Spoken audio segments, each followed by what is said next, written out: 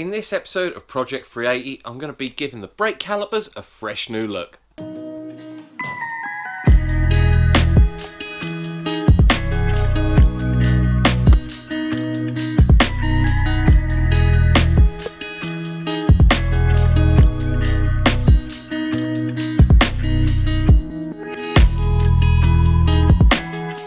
My old brake calipers and carriers are completely corroded, covered in rust, and really aren't going to look good on the car anymore. So the aim of today is to get rid of all that rust and corrosion and give them a fresh coat of paint. This can all be done on the car if you're using a brushable paint, but to get the best finish and the best look, I would advise you to take the whole assembly off the car. This is going to allow you to get in every nook and cranny and get rid of as much rust as possible. The only downside is you will have to bleed your brakes and set up your handbrake again. But that is a small price to pay for a better looking caliper.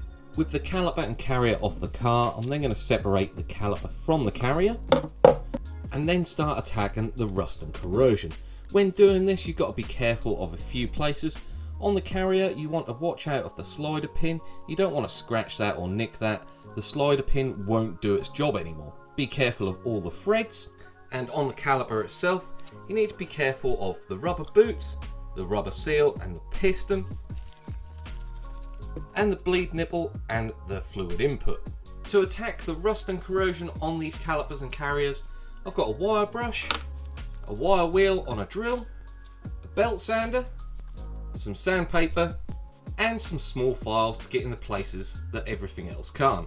Now this caliper is completely seized, the rubber boots are a bit torn, and ideally it needs a full rebuild. So in the future I will do a full rebuild on these calipers, but for now they are completely useless. To replace the rear calipers that are completely seized and rusted, I've got a set of reconditioned calipers, but a little bit of work needs to be done to these before I paint them. So I don't damage any of the boots, I'm going to take these out carefully. I'm going to leave this rubber seal in. I'm just going to be careful when I'm sanding everything down. The same with the bleed nipple, that's going to stay in so I don't get any paint or debris down into the system. And the little cap they provide you when you buy a reconditioned caliper, that's going to stay in there as well. I'm going to take a bit of sandpaper and smooth down the casting a little bit for a smoother finish. When I'm doing this, I'm just going to be careful of this rubber seal. And after a bit of time, it's going to look something like this. Remember not to go too far, you don't want to take any strength out of the caliper. The same with the carriers, I've just attacked this with a wire wheel. I'm not too worried about a really smooth appearance for these. Once you're happy with the appearance of the caliper and the carrier, it's now time to wash everything down. To do this, I would suggest a bit of brake and clutch cleaner. I wouldn't use any other chemicals as it may damage the rubber seal and it could affect the paint application.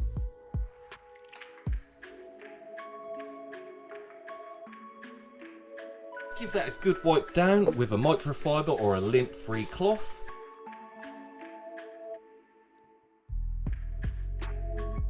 With all of that clean and dry, I'm then going to mask off places that we don't want to get any paint. So I'm going to mask off the rubber seal and piston, the slider hole, and this boot hole, the bleed nipple, and where the handbrake bracket attaches to.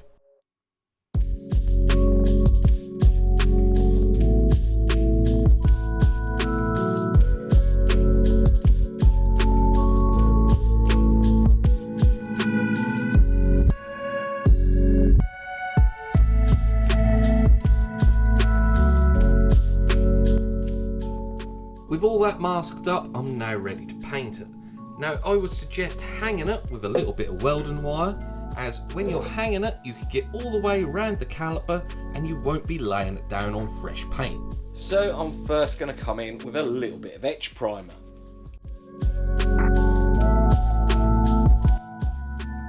You don't always need primer in this application. Check the can that you're using first and see whether you need to apply a primer first. The particular colour that I have chosen did require a primer first. So once the primer is cured, it's then time for the colour coat.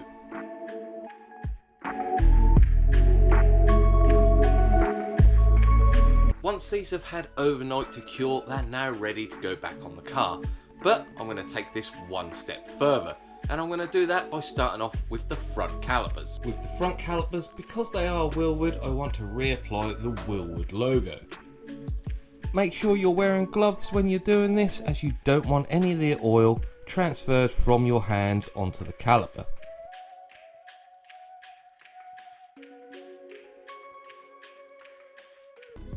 With the logo reapplied, I'm now going to finish it off with some high temperature clear coat.